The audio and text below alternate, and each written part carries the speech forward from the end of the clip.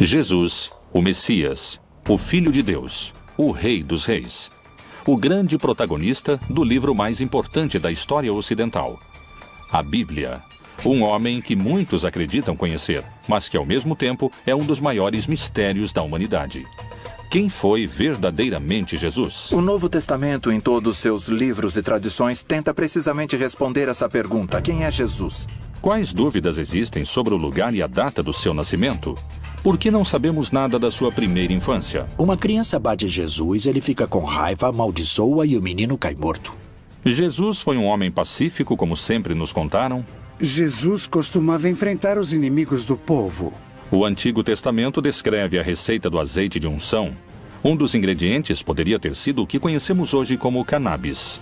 A cannabis era um dos produtos medicinais mais importantes do velho continente. Mas não só esse tipo de práticas são motivos de debate. O papel de Maria Madalena como sucessora e líder do seu movimento revolucionário também é motivo de discussão para alguns peritos. Era importante por ser ela, não por ser amante de Jesus. Jesus foi um homem comum. Jesus é um brincalhão sarcástico que zomba da ignorância dos seus discípulos. Ou, como dizem as profecias bíblicas, o Filho de Deus? Foi o líder dos cristãos ou foi o Deus de outra religião? Jesus se vê como o Filho do Sol. Milhares de perguntas surgem em torno do profeta principal da religião que tem mais fiéis ao redor do mundo. Hoje, algumas respostas começam a surgir. O líder de uma revolução armada? Um amante fremente? O Filho do Sol? Quem foi realmente Jesus? Belém, Palestina. Segundo a tradição cristã, foi aqui onde se iniciou a era que mudaria para sempre a história da humanidade. Os evangelistas não concordam com o lugar de nascimento de Jesus. Mateus e Lucas afirmam que Jesus nasceu em Belém, enquanto que Marcos e João afirmam que nasceu em Nazaré. A Virgem Maria é uma mulher da Galileia. A região de Israel está dividida em 3 regiões. O sul, Judeia, o centro, Samária e o norte, Galileia. Aqueles são galileus. Nazaré é uma aldeia da Galileia. Então, um bom judeu tem que ser da Judeia e não da Galileia. Esses últimos seriam da periferia. Como descendente de Davi, o Messias devia nascer na zona davínica, por assim dizer, em Judá, em Belém. Como chega a Nazaré vindo de Belém, é também parte dos relatos que devem ser construídos. Lucas, que é quem faz o trabalho historiográfico mais importante, usa como dado de referência histórica um censo de Augusto César, e é na época de Herodes o Grande, em Jerusalém. Então, por motivo do censo, José vai a seu lugar de nascimento para o censo. Alguns dos historiadores não encontram o censo de Augusto naquela época. Eles encontram o censo de Herodes Antipas de 10 anos depois. É um censo local, não é um censo imperial. E os censos locais não se faziam no lugar de nascimento e sim no lugar onde a pessoa vivia. Por isso, alguns dizem que o censo não coincide historicamente. Isso tem a ver com que, na verdade, Jesus não pôde ter nascido em Belém por questões de cronologia histórica, e sim ter nascido em Nazaré. Os 4 evangelhos que formam a Bíblia falam sobre a opressão do domínio do Império Romano sobre a qual o povo de Jesus vivia. Porém, não concordam com o lugar concreto do nascimento de Jesus. Essas divisões começam nas Escrituras. Jesus nasceu na aldeia de Belém, Bethlehem, em hebraico, derivado de Bet, casa, e Lehem, pão. É um lugar pequeno, uma aldeia, onde tinha nascido o rei Davi. A história no Evangelho de Mateus e no Evangelho de Lucas diz que quando Maria engravidou, ela morava em Nazaré. Nazaré é uma outra região, está na região da Galileia. Está no norte do país. Nazaré, Israel. Uma pequena cidade em que hoje moram apenas 70 mil habitantes. está localizada a 115 quilômetros de Belém. 2 milênios atrás, essa viagem demorava quase uma semana e era em um território desértico, onde você podia morrer de desidratação ou como vítima de ladrões e bandidos. Mas por que fariam uma viagem tão perigosa e complicada? Por causa da ordem que deu Augusto César de que, para realizar o padronamento, o censo, os homens com propriedade deviam voltar ao lugar onde tinham suas propriedades. José, que era descendente do rei Davi, teve que voltar a Belém, onde tinha suas propriedades, apesar de Maria estar grávida. O Messias tinha que nascer em Belém. Por isso que Herodes mandou matar todos os meninos da aldeia de Belém que tivessem menos de 2 anos. Quando Herodes mandou matar os meninos, Jesus foi levado por seus pais ao Egito. Mas quando Herodes morreu e José ficou sabendo, voltaram à Palestina para morar lá novamente. Mas não quis voltar a Belém, porque Aquelau, o filho de Herodes, era o governante e tinha um medo de que continuassem procurando o menino. Ele preferiu voltar àquela cidade onde já tinha morado há alguns anos, onde conheceu Maria, a cidade de Nazaré. Nas páginas da Bíblia não há coincidências sobre o lugar de nascimento de Jesus. Não existem fatos históricos que garantissem que tenha nascido em Belém. No Evangelho de São João, Natanael, um dos seus discípulos, se referindo a Jesus, se pergunta: Disse-lhe Natanael: Pode alguma coisa boa vir de Nazaré? Cumpriram-se as profecias? É realmente escassa a informação histórica sobre os primeiros anos de vida de Jesus? Que outros dados misteriosos se encontram ao redor da figura de Jesus? Como esteve formada sua família? Jesus pôde ter tido irmãos? A igreja assegura que Maria era virgem. Não somente que foi virgem antes de conceber a Jesus, mas que sempre foi virgem. Por isso não podem admitir que Jesus teve irmãos. E então, já que os textos existem, eles tentam justificar dizendo que, quando a Bíblia fala em irmãos, pode querer dizer primos. Porque, na verdade, dizem que no texto hebraico não há 2 palavras diferentes para primos e para irmãos. Mas o problema é que os textos estão em grego, e no grego há diferença entre essas palavras, e eles falam em irmãos. Não conhecemos suas irmãs, e falam de Maria, Susana e dos seus irmãos. Falam de Tiago e Judas. E mencionam, no mínimo, que tem 2 irmãs e 2 irmãos. E mencionam seus nomes. Não é este o filho do carpinteiro? E não se chama sua mãe Maria e seus irmãos Tiago e José, Simão e Judas? Como é possível que não existam registros da infância e da adolescência de Jesus no Novo Testamento? Com o Concílio de Nicéia, ficou uma lista inicial de livros canônicos exigidos, requeridos por Constantino. Ele reuniu os bispos de distintas igrejas para que chegassem a um consenso sobre quais eram os livros inspirados em Deus e aqueles que deveriam ficar de fora. Que enigmas contêm esses textos deixados de fora da Bíblia? Os evangelhos canônicos são também o resultado de diferentes teologias e interpretações de Jesus. Todos, em última instância, são diferentes tentativas de entender essa fé em Jesus, a qual, desde o começo, parece ter gerado polêmica entre os seus seguidores. Por isso, os evangelhos, tanto os canônicos quanto os apócrifos, refletem diferentes interpretações dessa mensagem original e histórica de Jesus.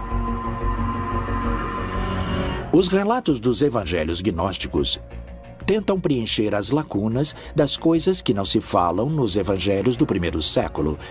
E já que os evangelhos do primeiro século falam apenas de um rascunho da vida de Jesus entre seus 12 e 30 anos, eles vão se centrar em alguns relatórios da infância de Jesus, mas sempre apresentando um menino cheio de sabedoria de gnoses, ou seja, sabedoria infusa. Existe outro texto que não é dos evangelhos gnósticos. Este é um antigo texto lendário que fala sobre a infância de Jesus e sugere que ele, Jesus, não sabia como usar seus poderes, o que é quase cômico. É como uma criança arteira que não sabe o que fazer com isso. Jesus é um homem de paz, mas não deve se confundir com o sentimento pacifista que entendemos nos nossos dias, porque vemos muitas vezes a Jesus com um temperamento forte, inclusive fazendo coisas que nos pareceriam violentas. Um menino que corria, esbarra e bate Jesus por detrás. Jesus fica com raiva, amaldiçoa e o menino cai morto. Então, até Maria não suplicar a Jesus que ressuscite o menino, o assunto não se resolve. A imagem de Jesus maltratando seus semelhantes seria inadmissível para o cristianismo. Poderiam ter escondido essa versão?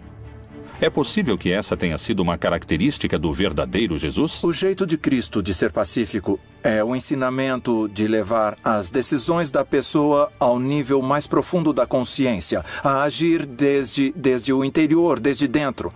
O ensinamento de Jesus sobre oferecer uma face quando te baterem na outra se transforma no ensinamento mais geral sobre não exercer violência contra aquele que te persegue.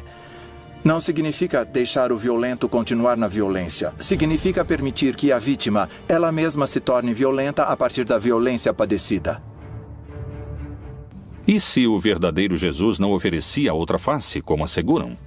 O Império Romano tinha submetido a Palestina com muita restrição. Como todo império que põe restrições às suas colônias, por exemplo. O campo estava devastado. Esse era o contexto. Um país dominado por Roma. E muitos esperavam um Messias guerreiro que fosse libertá-los do Império Romano. De fato, Jesus era do norte da Galileia. A Galileia tem uma característica: tinha muitas guerrilhas de revolta contra o Império Romano. Foi Jesus o Filho de Deus ou um revolucionário armado insubordinado contra o poder do Império Romano? Quem foram seus mestres que o guiaram como líder da resistência, que seria contra a opressão do Império Romano?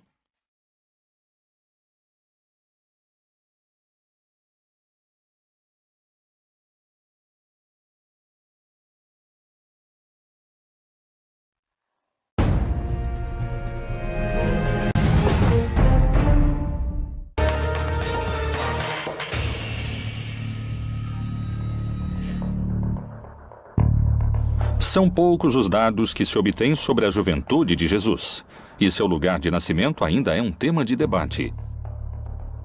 O que ninguém duvida é que lá pelo ano 0 da nossa era, Roma tinha se tornado o império mais extenso antes visto na humanidade. Nos tempos de Jesus, os romanos dominavam o território palestino com opressão e sangue. Qual foi realmente a reação de Jesus diante da opressão romana? Quem foram seus mestres ou mentores? Antes que Jesus se tornasse um líder espiritual, outro homem mobilizava multidões. Era conhecido pelos seus batismos no Rio Jordão. Foi um dos profetas mais importantes da sua época, e para muitos podia chegar a ser o Messias. João Batista foi filho de um sacerdote judeu. E todo sacerdote judeu é filho da família de Arão e da tribo de Levi. Ele começa dizendo que o reino de Deus tinha se aproximado e que quando o reino de Deus se estabelecesse, segundo o Apocalipse, todos os malvados seriam vencidos. E disse que faria uma manifestação da sua decisão em uma ablução ou batismo na água. João Batista era um predicador carismático. Seu sermão começava a ser cada vez mais desconfortável para os líderes romanos. Ele era um revolucionário naquela época. João Batista foi um dos profetas que, naquele momento, lideravam o movimento contra a dominação romana e também contra a dominação sacerdotal. Nesse movimento é que Jesus de Nazaré inicia sua militância. Jesus de Nazaré se incorpora no movimento de Batista. Ele é batizado pelo Batista. O batismo era o sinal de entrada a esse movimento. Herodes Antipas vê que o movimento de Batista é perigoso. Então faz com que o aprisionem e depois com que o assassinem. Nesse momento, quando o aprisionam, Jesus se separa do movimento, sai da Pérea e volta à sua terra, que é a Galileia, e ali começa a formar seu próprio movimento. A partir do batismo, todos os sinais e eventos apontam que esse carpinteiro de Nazaré é alguém extraordinário. É alguém que tem o apoio do Espírito Santo, que era basicamente a presença de Deus no mundo para estabelecer seu reino. Jesus se tornaria o líder de um movimento cada vez mais multitudinário. Que filosofia ou prática cumpriam os essênios naquela época? Os essênios foram um grupo que tinha pensamentos muito importantes durante aquela época. Os essênios eram uma escola de pensamento iniciático, esotérico. Muito provavelmente Jesus, naqueles períodos da sua vida, dos quais se conhece relativamente pouco, porque está pouco explicado nos evangelhos. Estou falando do período da sua adolescência, da sua infância. Há muitas alusões a que Jesus possivelmente foi educado entre esses essênios. Os essênios foram um grupo, uma seita judaica, que tem relação com a origem da pureza. A primeira notícia que temos sobre eles é a de Flávio Josefo, que diz que eles viviam no deserto de Judeia. Era um grupo que tinha se distanciado do sacerdócio oficial em Jerusalém, porque o consideravam cúmplice do Império Romano e corrupto na sua forma de viver a religião. Qual era o contexto social da época que pôde ter seduzido a Jesus e a João Batista a fazer parte dos essênios? Segundo a Bíblia, Jesus se movia com um grupo de discípulos pelas terras da Judéia. Esse movimento podia ser perigoso sob os olhos do Império Romano. Quando Jesus começa a fazer parte do movimento e começa a ser perseguido, devemos levar em conta que a perseguição que estabelecem tanto Herodes Antipas, desde a Galileia, como o Império Romano também o faz desde o princípio. No Evangelho de Marcos, no capítulo 3, consta que os fariseus vão procurar os partidários de Herodes Antipas, para matar Jesus, para eliminá-lo. Por isso, Jesus nunca consegue entrar de fato nas cidades. A única vez que entra em uma cidade é em Jerusalém e lá o matam. Os seguidores do Império Romano não hesitaram em decapitar João Batista.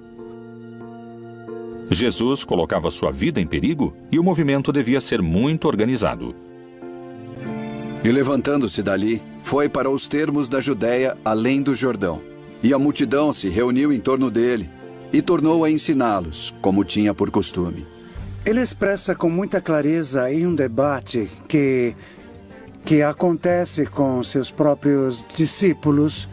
Eles dizem para Jesus que quando se consolidar o reino de Deus, eles vão dividir o poder. E Jesus diz, vocês estão completamente errados porque não há nada para dividir. Porque vocês acreditam que o conceito de poder é a dominação, ou seja, que é a arquia. Daí que vem hierarquia, isto é, domínio sagrado. Vocês têm que pensar nele como diaconia ou como douleia, no grego, que significa serviço, como escravo que serve. E, portanto, ele diz, nesse projeto, os últimos, ou seja, os camponeses, os pobres, serão os primeiros.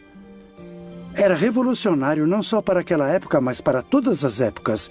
Na verdade, o seu projeto era o projeto daquilo que hoje nós denominamos comunismo. Quais poderiam ter sido os motivos pelos quais seu movimento teria aumentado a quantidade de seguidores exponencialmente? Evidentemente, os signos extraordinários que Jesus Cristo realizou puderam gerar um assombro e um crescimento no grupo daqueles que o seguiam. Os evangelhos, além de falarem sobre eventos pontuais de milagres, fazem sumários que também nos permitem entender quais seriam essas atividades.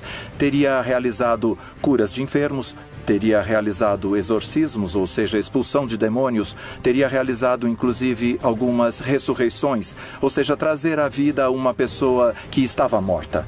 Teria realizado a multiplicação dos pães, teria caminhado sobre as águas. Portanto, uma série de sinais que nos demonstram que chegou o reino de Deus e que ele é uma pessoa autorizada, inclusive sobre as forças da natureza. Jesus percorria as terras da Judéia se protegendo dos romanos. Mas seu caminho tinha um destino claro, o mais perigoso de todos, onde o estavam esperando o poder judeu e os romanos, Jerusalém. A célebre entrada de Jesus em Jerusalém é uma revolta. Os camponeses iam cumprir um rito religioso e, portanto, iam cumprir esse rito entusiasmados. Mas, por outro lado, eles se encontravam no templo com seus dominadores, os sacerdotes, os quais tinham no templo as escrituras de suas propriedades que eles deveriam entregar. E por isso se dá o surto ali no templo. E é ali que Jesus manda embora os mercadores do templo. Mas além disso expressa que o templo é como a figueira que não dá frutos.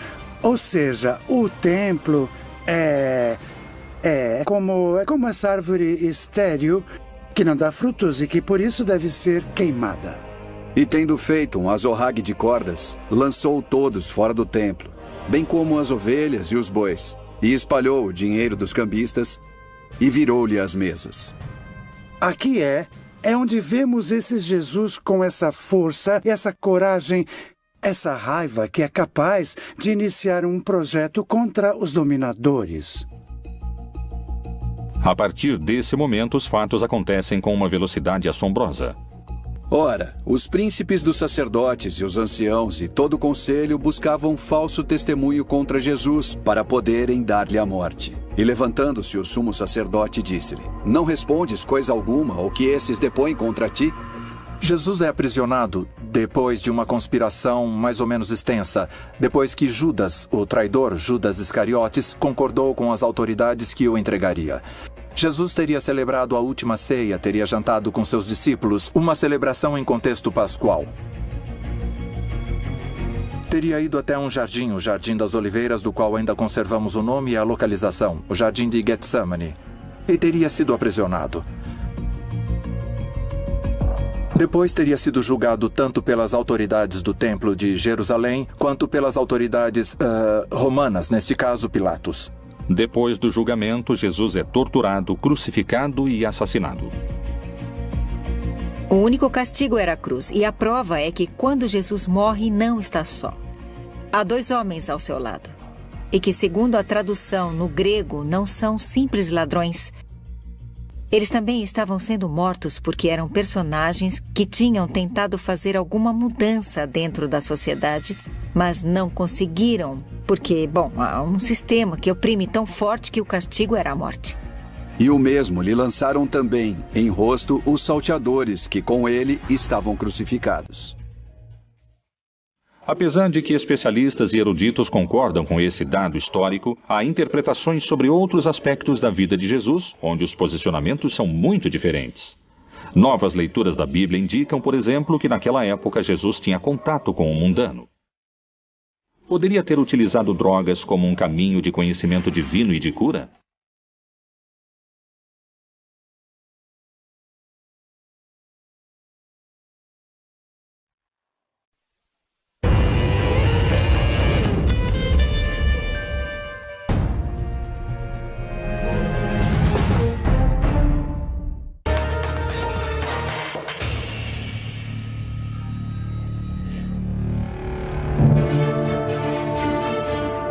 Segundo o que conta a tradição bíblica, durante seus anos, Jesus percorreu as terras da Judéia fazendo milagres. Para alguns teólogos e estudiosos bíblicos, Jesus tinha contato com o profano e terreno. E na vida comunitária, as drogas cumpriam um papel central. Poderia ter utilizado drogas como um caminho de conhecimento divino ou de cura? Possivelmente utilizou essas plantas. Jesus também utiliza plantas medicinais para suas curas. É bem possível. Em Mateus, pode-se ler que Jesus cura a sogra de Pedro. E chegada a tarde, trouxeram-lhe muitos endemoniados. E ele, com a sua palavra, expulsou dele os espíritos e curou todos os que estavam enfermos. Em todos os milagres de nosso Senhor Jesus, a cura aos cegos, ou à morte, ou aos mancos, inclusive se levantando da morte, como ele faz, todos esses milagres apontam sua identidade como Filho de Deus. Os milagres não são o fim, não é assim. Eram o que as pessoas queriam esse poder entre eles. Mas eles ignoraram ou não quiseram ouvir que nosso Senhor Jesus estava falando com eles sobre quem ele era como Filho de Deus. E por isso, seu maior milagre se torna sua própria ressurreição entre os mortos.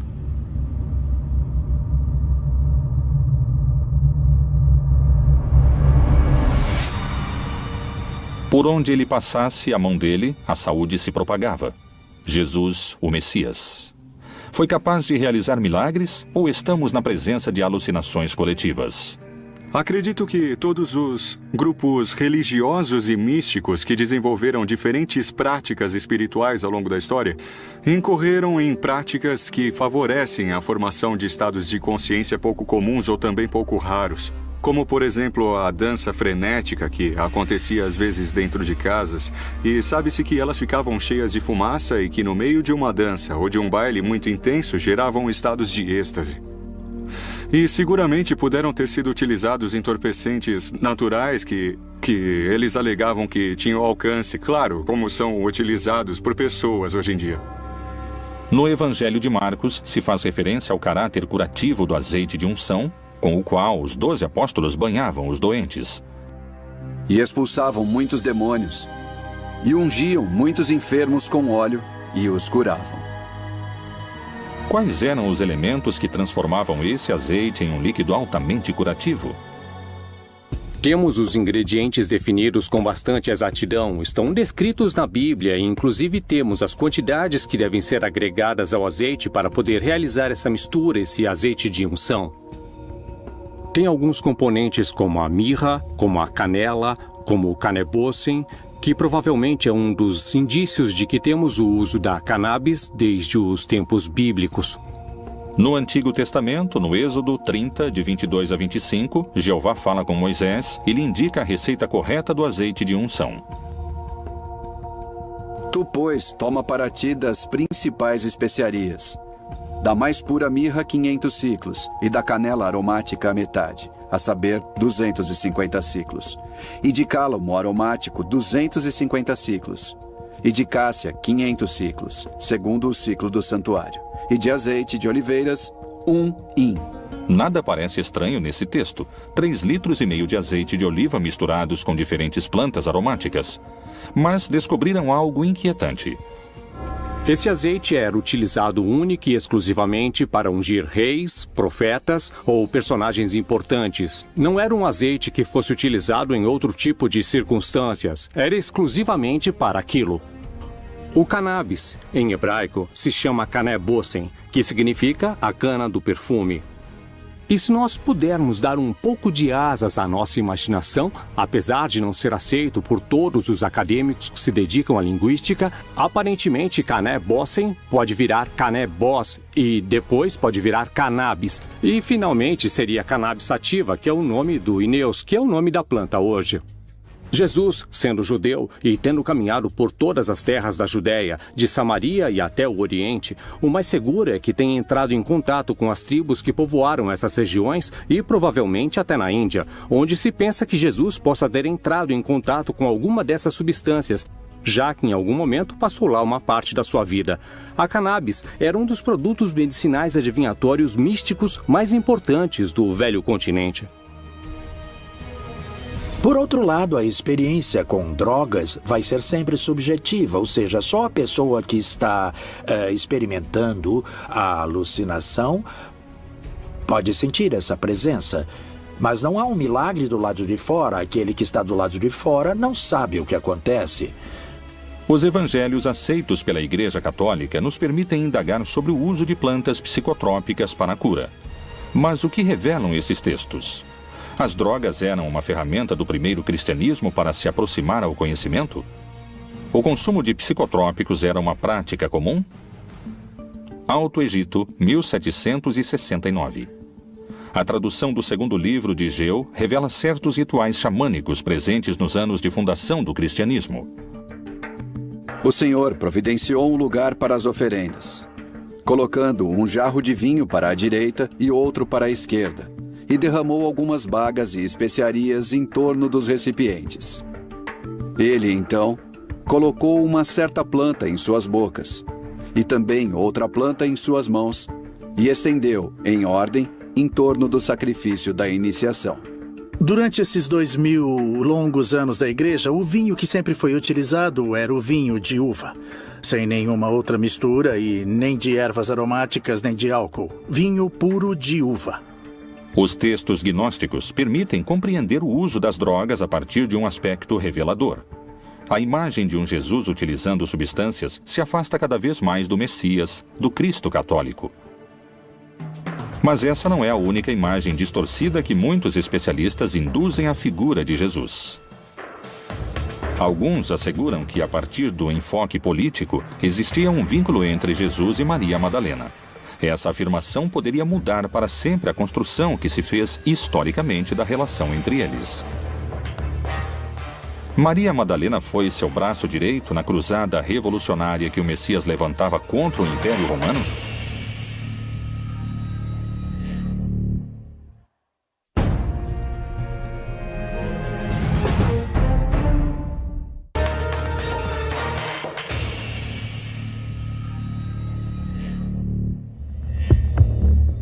O uso das plantas com poder curativo continua sendo um dos mistérios que cercam a vida de Jesus. Mas não só esse tipo de práticas são motivo de debate. O papel de Maria Madalena como sucessora e líder do seu movimento revolucionário também está em discussão, segundo especialistas. Maria Madalena é, para mim, tirando a Maria, mãe de Jesus, a mulher mais relevante nos evangelhos. É tão importante que eu acompanho como apóstolo durante todo o percurso. Sim, ela foi uma discípula realmente muito querida, ao ponto de ser a primeira que consegue perceber que Jesus havia ressuscitado. A primeira a quem que Jesus ressuscitado a vida fala, e é a ela que é dada a missão de dizer a todos os apóstolos, incluindo Pedro, que Jesus voltou à vida. Então ela tem essa missão. Isso lhe dá um papel importantíssimo nos evangelhos. Digo novamente, depois de Maria, a mãe de Jesus, é a mulher que eu arrisco a chamar praticamente de apóstolo. É a mulher mais importante dos evangelhos. A Bíblia e o Novo Testamento apresentam muitas Marias, mas essa é específica. Maria Madalena, isso é claro. E essa mulher, que era uma mulher descentrada, destruída, vai se tornar pouco a pouco a discípula preferida. Obviamente, para um mundo patriarcal, machista, isso não é possível. Que aquela que vá na frente junto com o mestre seja uma mulher. Aquela que era uma pessoa da qual expulsaram 7 demônios, destruída, tornou-se a mestre. Aquela que melhor entendeu o que significava essa nova versão religiosa. É a discípula mais avançada de Jesus. No simbolismo místico, está escrito que quando alguém começa a vida mística, beija Jesus nos pés. Quando está mais avançado, beija Jesus nas mãos. Quando se transforma em Jesus, beija Jesus na boca. E os textos gnósticos dizem que ela é a única que beijava Jesus na boca. Tem diversos textos que provam incisivamente que tanto as mulheres como os homens faziam parte do projeto de Jesus. Esses textos nos ajudam a entender a radicalidade da revolução que significa o projeto de Jesus, porque a liberação da mulher é uma coisa absolutamente impensada naquela época, e pensemos que nesse momento ainda estamos lutando por isso, e que Jesus já tinha se adiantado completamente a tudo isso. E em seu movimento, tanto homens quanto mulheres participavam em condições semelhantes. Os livros gnósticos ajudam a formar uma opinião diferente daquela que pode se encontrar entre as páginas do livro sagrado. Akhmin, Egito, também conhecida como Panópolis. Durante o século IV e o século V, foi uma das capitais do cristianismo copto. Em janeiro de 1896, um grupo de arqueólogos trabalhava num antigo cemitério cristão. Surpreendentemente, descobriram um códice antigo, que continha uma série de papiros escritos em copto. O códice foi doado ao Museu de Berlim. Sobreviveu nos arquivos do Museu Alemão a 2 guerras mundiais. Teve que esperar até 1955 para ser traduzido. E então se fez público uma descoberta reveladora. O Códice de Armin continha 4 textos gnósticos. Um deles era o Evangelho de Maria Madalena. Faz pouco tempo encontrou-se o Evangelho de Maria Madalena, onde ela aparece muito como um líder entre os apóstolos. É ela que se reúne com os outros quando estão com medo de sair para pregar o Evangelho, porque temem morrer como Jesus morreu. E ela fica em pé e diz que tem coragem, porque o Senhor nos transformou, e então ela lhes prega a palavra de Jesus.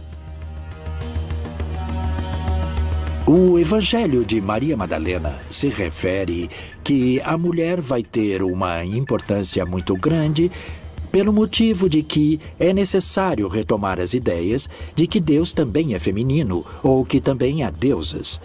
Isso é, aqui há uma influência gnóstica no que se refere à ideia de uma deidade feminina, planteada em muitas religiões. Daí é que Maria Madalena vai representar uma mulher iniciada na sabedoria. Só existem 3 códices que contêm o Evangelho de Maria Madalena, 2 no grego e 1 em língua copta. Nenhum está completo e só se recuperaram alguns fragmentos. Esses textos poderiam mencionar Maria Madalena como líder do movimento de Jesus? Ela prega sobre a palavra de Jesus e mais tarde Pedro lhe diz: não acredito que o Senhor tenha dito isso, creio que ela está inventando e que ela mente. E ela começou a chorar e disse: irmão Pedro, eu não sei do que está falando. Então, os outros discípulos entraram e também começaram a defender Maria e disseram que o Senhor amava muito. Quem é você para dizer que ela é uma pessoa inferior? Depois de ter dito isso, Maria Madalena se calou. Pedro respondeu e disse aos irmãos: dizei o que tendes para dizer sobre o que ela falou. Eu, de minha parte, não acredito que o Salvador tenha dito isso. Então, Pedro ainda estava com raiva de Maria. Mas Maria ganhou a discussão no Evangelho secreto, que nunca fez parte do Novo Testamento, talvez por esse motivo. Nos canônicos, Maria Madalena é a testemunha da morte, da sepultura e da ressurreição. A primeira pessoa a quem ele fala é a mulher chamada Maria Madalena. O fato de que Jesus fale com Maria Madalena antes de falar com qualquer outro dos discípulos poderia significar que é ela quem ele escolhe como sucessora do seu movimento? Era uma mulher que era importante por ser ela, não por ser amante de Jesus. Obviamente, porque Jesus morto lhe deixa o poder à amante. E pega o valor e pega a força de ser a líder de uma comunidade religiosa sendo mulher. E a envia a anunciar a seus homens que ele está ressuscitado.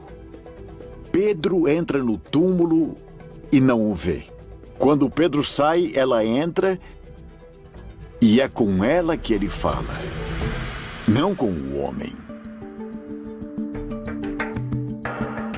E ela tromba com ele e não o reconhece. E ela pergunta: onde você colocou o corpo do meu senhor? Então ele a chama por seu nome. Miriam, ele diz. Quando falam teu nome, você sabe que é você sujeito. Quando ele a chama, ela o reconhece. Ela percebe que é Jesus. Através dessa exposição, procuram legitimar uma corrente de comando que se transmite através da ressurreição à sua primeira testemunha. E Jesus, tendo ressuscitado na manhã do primeiro dia da semana, apareceu primeiramente a Maria Madalena, da qual tinha expulsado 7 demônios. Ela é de uma cidade, Migdal. Por isso é Maria Madalena ou Migdal. Migdal quer dizer torre fortificada. No lago de Tiberíades havia um porto de pescadores.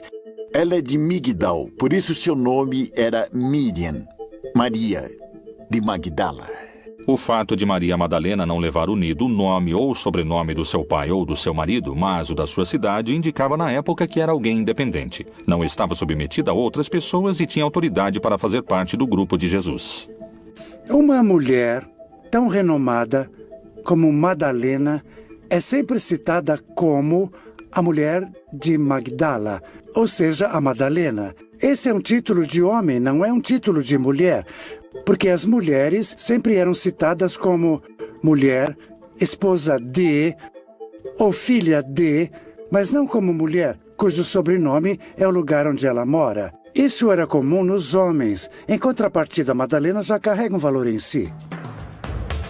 Como pedem alguns pesquisadores, talvez seja o momento de revisar o legado histórico de Maria Madalena e descobrir se ela foi a verdadeira líder que levou adiante o movimento de Jesus depois da sua morte. Outro mistério percorre o projeto do Reino de Deus. A Igreja Católica teria escondido um segredo que poderia questionar 2000 anos de cristandade? Qual é a assombrosa relação que existe entre o Filho de Deus e o Filho do Sol? Será que talvez eram a mesma pessoa?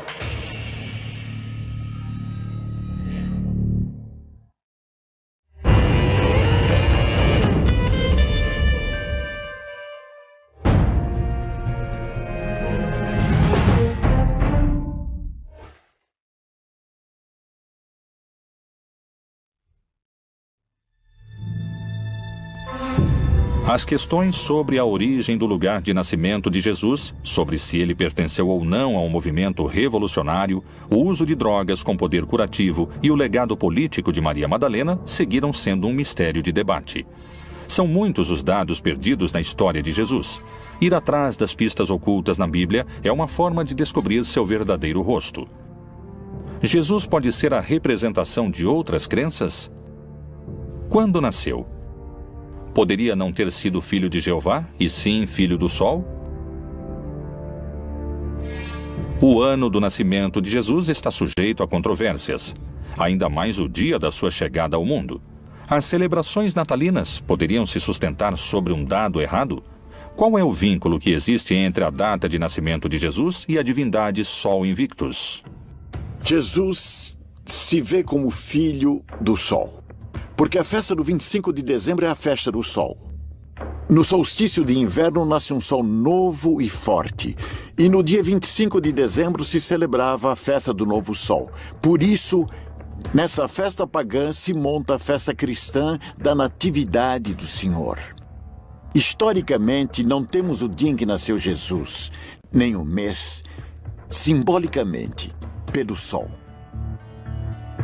Como foi feito em muitas latitudes em diversas épocas, alguns grupos cristãos tentaram criar datas, construir templos sobre datas ou sobre lugares das crenças antigas. Então, na verdade, em 25 de dezembro, nós temos o solstício de inverno, em que todos os povos antigos pensavam que o sol morria e voltava a nascer. A religiosidade primitiva venerou o sol como o deus principal. Sua figura pode se encontrar representada nos principais credos. Kinish Ahau é a cosmogonia maia, Inti na religiosidade inca, Hélio no Olimpo grego, Ra na cultura egípcia. E é por isso que tinham cultos tão importantes para ajudar o sol a voltar a recuperar sua força para não ser devorado pelas trevas. E nesse contexto, pouco a pouco, tanto em lugares como Roma, como no norte da Europa, foi se assimilando o nascimento de Cristo às festas solares. E muitos elementos natalinos, como as esferas, a adoração ao pinheiro, eram, na verdade, pertencentes às religiões que adoravam o sol. Jesus parece ser a representação das divindades pagãs. Percorre o mesmo caminho do Deus Sol. Realmente existiu ou é uma criação arquetípica? A Bíblia apresenta uma versão de Jesus. Mas, indagando nos seus segredos, podem-se encontrar muitas perguntas sem respostas contundentes. Foi o maior dos profetas? Foi um revolucionário? Quem é esse impactante homem que 2000 anos depois da sua morte continua mobilizando multidões? Jesus, outro dos grandes mistérios da Bíblia Proibida.